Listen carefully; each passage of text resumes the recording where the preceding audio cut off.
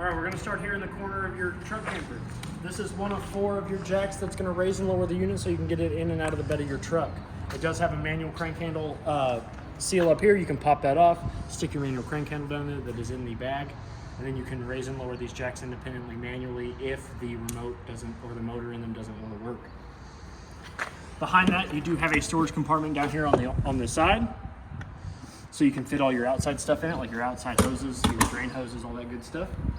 This big black vent here is going to be both of these are going to be the back of your refrigerator. This is going to get you into the back of the top, and this is going to get you in the back of the bottom. This is going to be your drain plug for the moisture to come out of your refrigerator. It is a one-way plug, so moisture can come out, but things can't get back up and in. Your furnace vents here, you got hot air at the top, intake at the bottom. So air's going to go in there, air's going to come out there. This does get hot enough to curl the hair on your arms, and it does get hot enough to burn your skin. So if you've got anybody running around your camper while you've got your furnace going, please tell them to stay away from this. Another good investment for your furnace vent is going to be mud dauber screens. It's 2 little dome screens that go over each one of your intake and your exhaust, and it keeps the mud daubers from getting up in there and building a nest and inviting their family when you're running your furnace. They love the smell of gas, and it's a $20 part, or it's like 140 some odd dollars an hour for us to fish them out. It's a really good investment. This is your Suburban? No, not Suburban. This is just your tankless InstaHeat hot water heater. So you do not have a tank, but you do have a couple things in here that you need to look at. You've got your on and off switch. Right now it is currently on. I always say O for off and I for ignition. It's the easiest way to remember that. You do want to make sure periodically that your fuse is good and tight. And then you do have a pressure release valve here if you want to see that you've got water going in and coming out of your hot water heater. You'll pull back on this, water will come out of the little silicone tube right there. I don't know if you can see that if my fingers are in the way. It's right here. When water comes out of that, you know that you've got water going in and out of your tank. You're ready to light it. You never want to light it when there's no water in there. You never want to try to run it. So this is your freshwater connection. This is where you're going to hook your hose and your regulator up to, and this is what's going to fill your fresh tank. I'm going to show you the compartment that has your fresh tank so you can actually see how much water is in it when you're filling it up. That is on the inside of your unit. You do have an outside 110 outlet here that is protected by an outside cover. It is GFCI protected as well, so if it ever trips, moisture or anything gets in there and it trips, you can just reset it at the breaker box. This is your outside shower. It is ran with a 751 key, which is going to be the only key on your keychain that doesn't have a plastic head on it. It's going to be just a simple metal key. You do have your 30 amp service here. So in order to plug your unit in, you're going to make sure that this ring, which when it's not plugged in, it's going to be up against this lip here. You're going to plug your power cord in. You're going to give it a quarter of a turn clockwise. You're going to lock it in. You should see if you've got it plugged into the wall first, you can also see that blue light will come on. Then you can tighten this ring down all the way up against the base of the outlet cover. So what this ring does is it creates a nice tight element tight seal that's going to keep all the things in there that's going to short out or cause your short cord to short circuit. It's going to keep that stuff out. To unplug your power cord, you're going to rotate this ring counterclockwise until it hits flush up against this base here. You're going to give it a quarter of a turn counterclockwise and you're going to remove it. If you're not using your power cord, you do want to lower the cover over the top of it. And now I don't know if you can see that, but there is an LED light in there that is on. It's just very dim, but that's also going to let you know that you do have power to your unit. The 2 drains that are underneath it, this first one here, this is going to be your kitchen sink drain. So this runs from the P-trap on the bottom of your sink just out to here.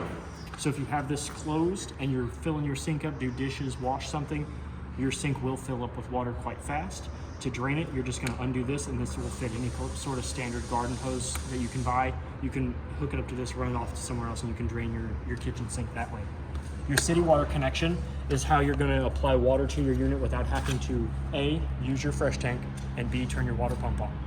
As soon as you hook up to this and you turn that source on at the ground where it comes out at, this will automatically start filling your lines and fill your system with water.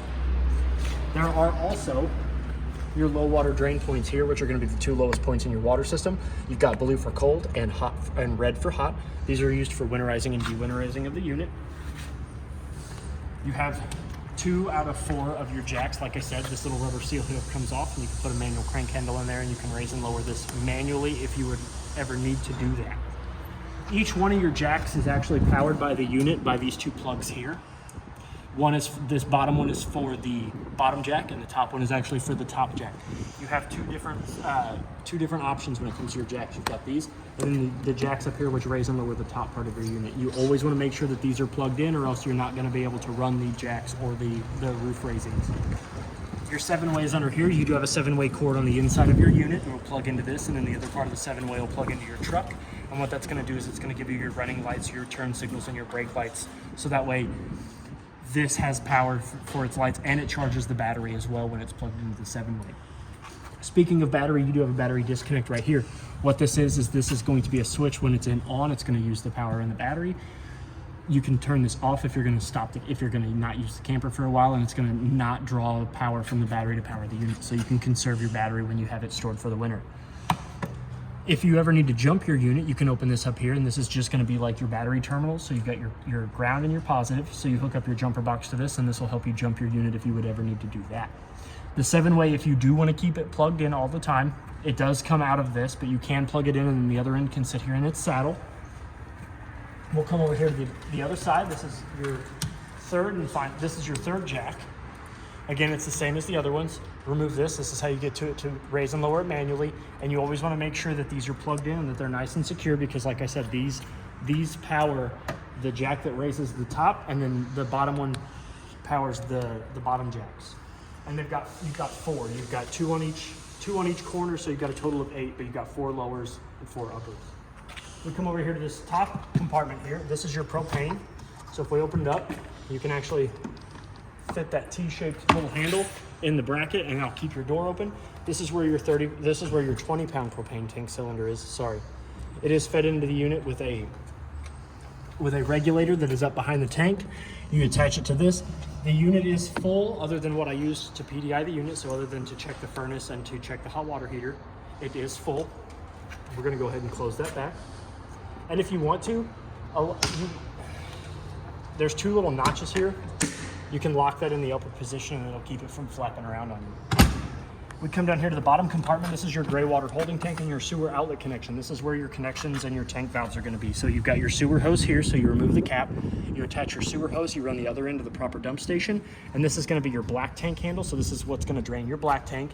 And then you've got your gray tank handle here, which is going to empty out your shower and, the shower and the tub area, the little stall that's in the inside. When you're draining your unit, when you're ready to pack up and leave, it's always recommended that you pull your black first, and then you help flush that out with your gray tank. So always pull your black first and then help flush that out with your gray. Now we can come around to the back. Again, you've got your top jack and your bottom jack. It's good. This is the 4th and final one. You can remove this, and you can raise and lower this jack manually. And if you ever need to do it with these, you can actually remove this cover here too with a single Phillips head screw holding them all in place. You can remove this cover here, and you can get to the motor that way as well. And like I said, you do always want to make sure that all 4 of these outlets here are nice and secure when you're ready to go into your unit. You do have accordion style steps that when you're at your destination, if you want to go in and out of your camper, they actually attach down here with these cotter pins. You'll remove these pins. You will apply the steps in this direction. So they will sit up there like this. And then when you're ready to pull them out, you just accordion them out. Let's see if I can do this without them being attached to the unit. Pinch my fingers.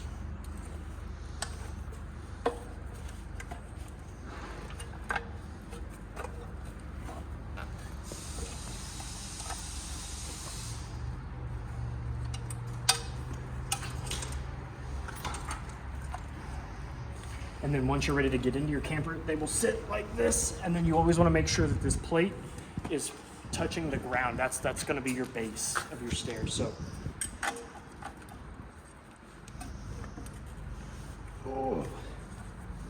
that's what they're going to look like all the way out. And then they'll sit like this, and then that's how you're going to get in and out of your unit when it's raised up into the bed of your truck. Okay? So now that we have that, we've taken care of all the stuff on the outside. We're going to go ahead and go on the inside. Before that, your unit is prepped for a Voyager Y-Sight camera, which you can buy aftermarket in the store. And then when you're ready to go into travel position, you want to make sure that your travel handle is flush up against the door. So in order to go into the unit, pick up on your handle, swivel it around, it'll lock into place. We can open up and we can go inside your unit. before we go, you do have a shade. If you want some privacy on the inside of your unit, you can pull that down and you can leave that down. It doesn't matter if you leave it down or up when you're in travel. The orientation doesn't matter. Watch your head. Watch your head. So we are going to come into the unit, and to power your jacks, top and bottom, you've got a remote here that's ran from the remote to this little Titan and Ryco control panel here. And to turn it on, right now when the light is off, you're in manual mode. So you can manually raise and lower those. To get the remote to work, you push this button, you'll see that active light come on. Then you can raise and lower the jacks. Right now, if I press a button, you'll see that it is green. When it is green, you're doing the bottom jacks. When the light turns red like it is now you've got access to the top jacks. So red is top, green is bottom. And to change that, you hold the select and status button until this little LED light here changes colors. There it went. So now it's green, so now we can activate the floor jacks. To raise and lower all of your jacks at once, all 4 of the ground jacks, you can use the center button here to lower all or lift all. Lower is going to bring the unit down, lift is going to lift the unit up. So it's pretty self-explanatory on the remote. And then you can independently move the left and the right ones by using these 2 buttons here. Now when you're ready to do your jacks, you're going to use this aux 1 button. So when this light is red for the tops, you're going to use this aux 1 button to lift and lower this top portion up and down from the unit. So now that it's red, you can lift and lower this. You can hit this lift and lower the top part of your unit, so you can give yourself the head space when you're in and out of the unit. While we're down here, you do have a fire extinguisher that has been checked. It is in date, so it is next to the door, so that way if you have an emergency inside or outside, you can easily get to it. You do have 3 storage drawers here. This one's going to have your owner's bag in it, which is going to have all of the manuals for all of like your refrigerator, your water heater, your smoke detector, all that good stuff, all the owner's installation manuals. You also have, this is the drawer that's got your 7-way in it. I like to put the stuff by the door so that way it's ease of access, so you can get to it while you're inside or outside of the unit. And then the bottom drawer here is empty, but it's still the same. It's the same as the top 2. Let's let her go ahead and come up in here.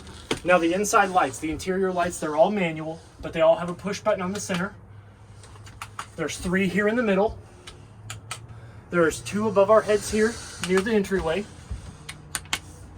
And then you also have 2 up there at the head of the bed. But they are all manual, so you do have to push them independently to turn them all on. So, now that we've got all the lights on, you do have a gas and electric refrigerator. So if we turn it on, it'll take a second and all the lights will come on.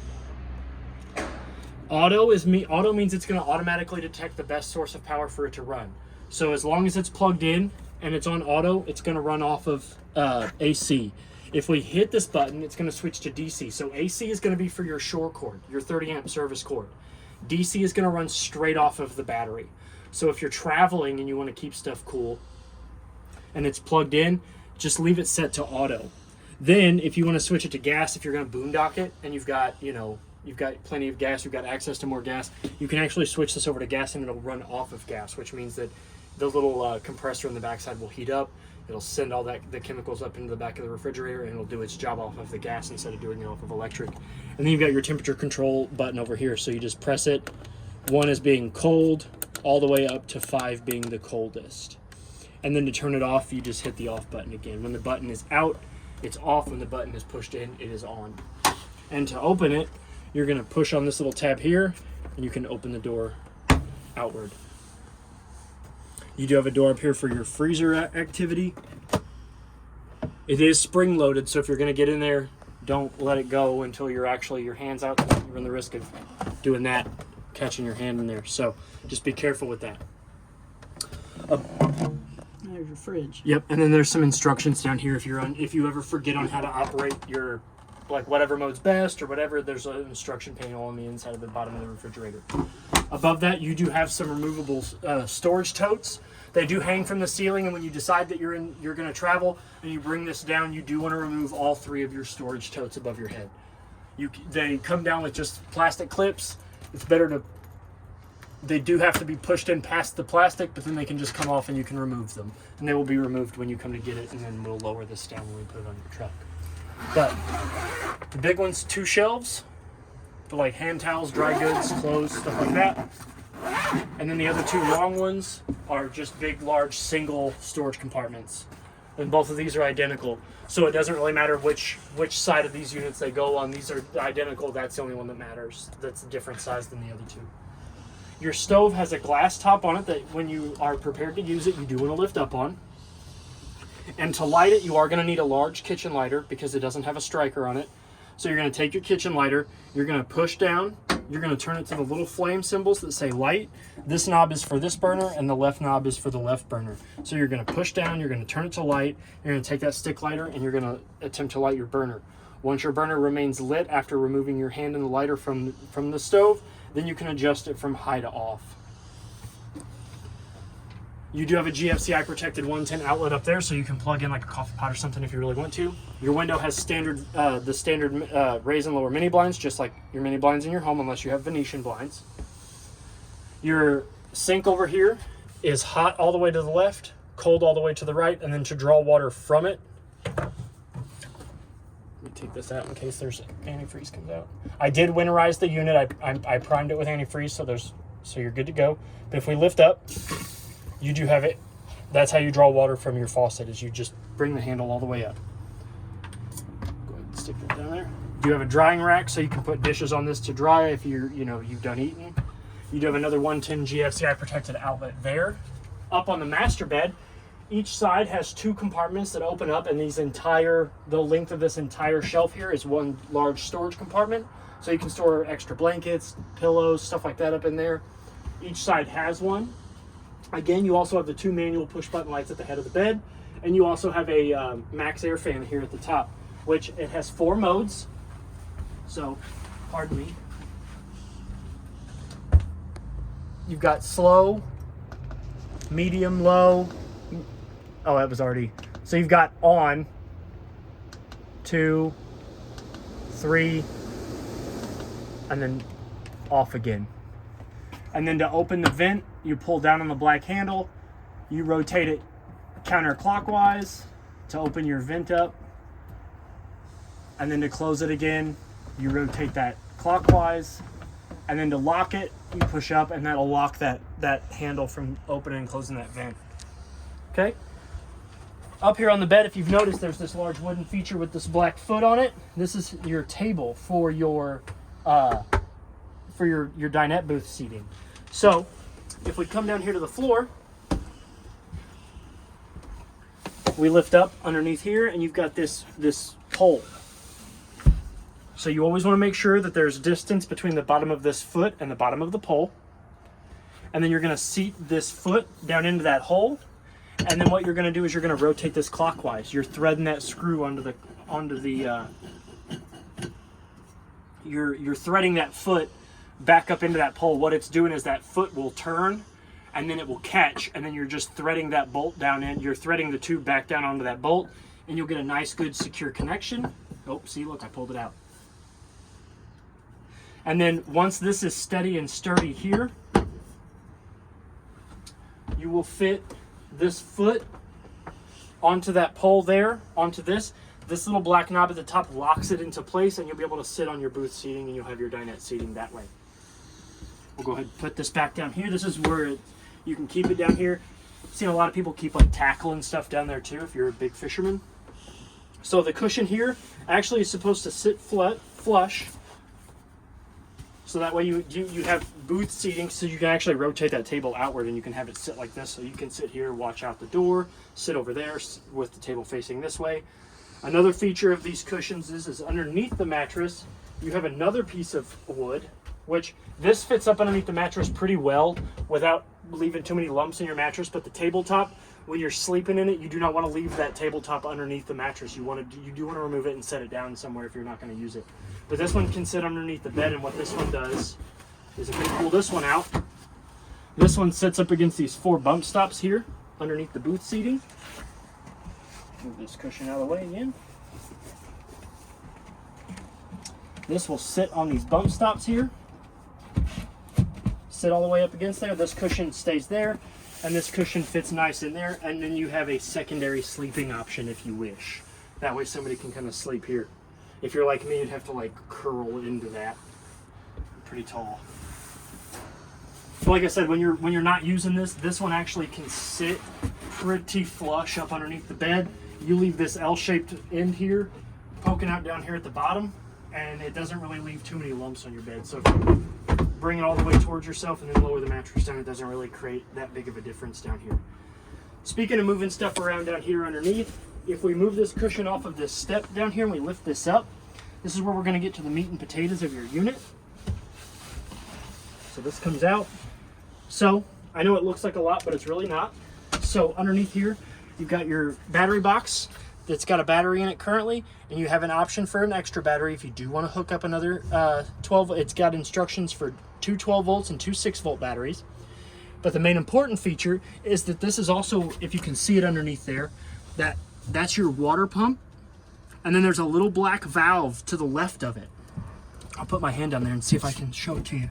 But down here, if you can see where my hand is, that is your fresh tank drain. It's a little valve that all you got to do is pull up on, and that's going to drain your fresh tank, which this right here, this is your fresh tank. So if you're filling it up, you remove this panel and you can watch your fresh tank fill, so that way you can see exactly how much water is in your fresh tank. And then when you're ready to drain it, you just pull down on this little black valve down here, and then your fresh tank actually drains from a blue line that is actually underneath.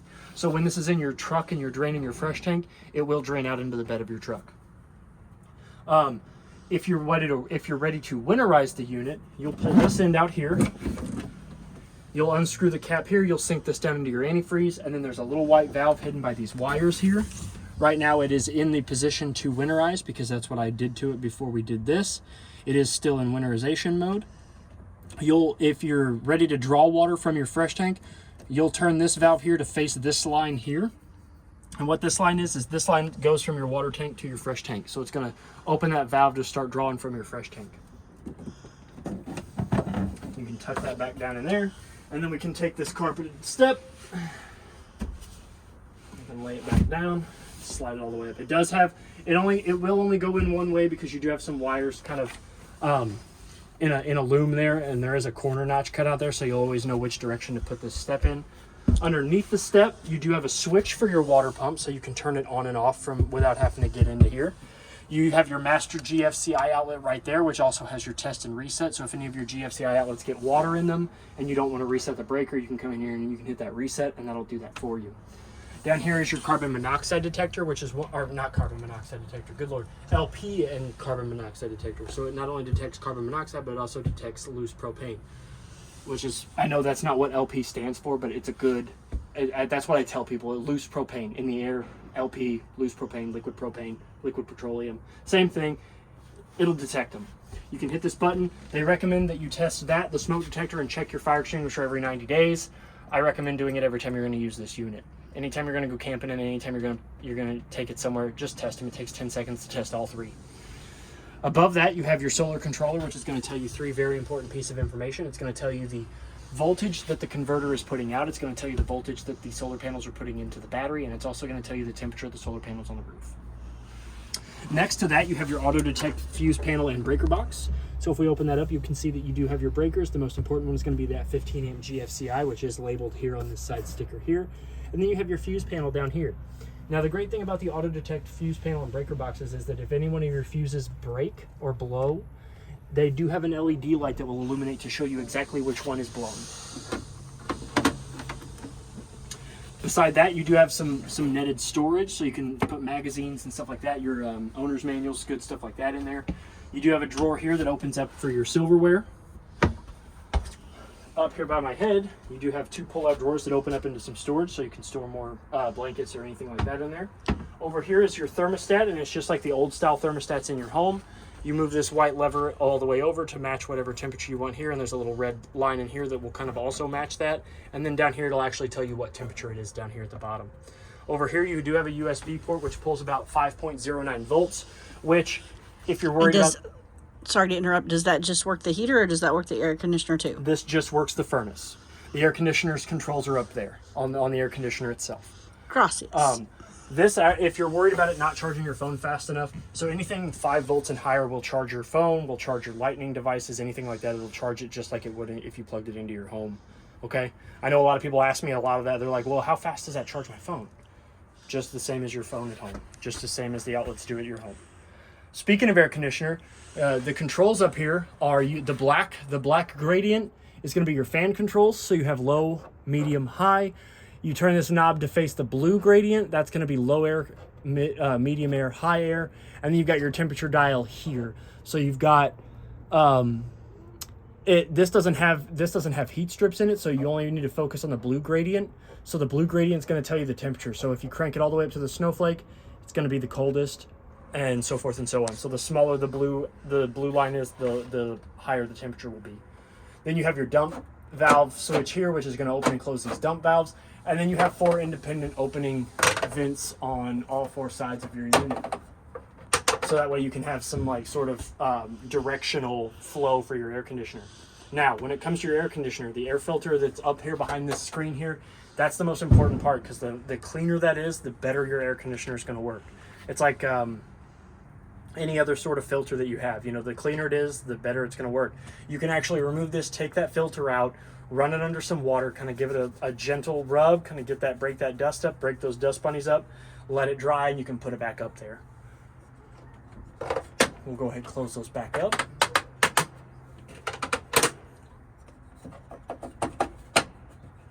The two, we're going to come back down here to the bottom down here. This is your hot water monitor.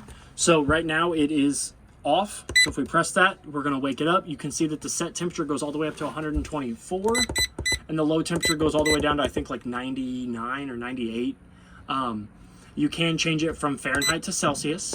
And then this button here, like I said, as long as it is in the ignition, the switch outside is in the ignition direction, you'll see this little red light turn on. Then you know your hot water heater's on. Turn that on, set your output.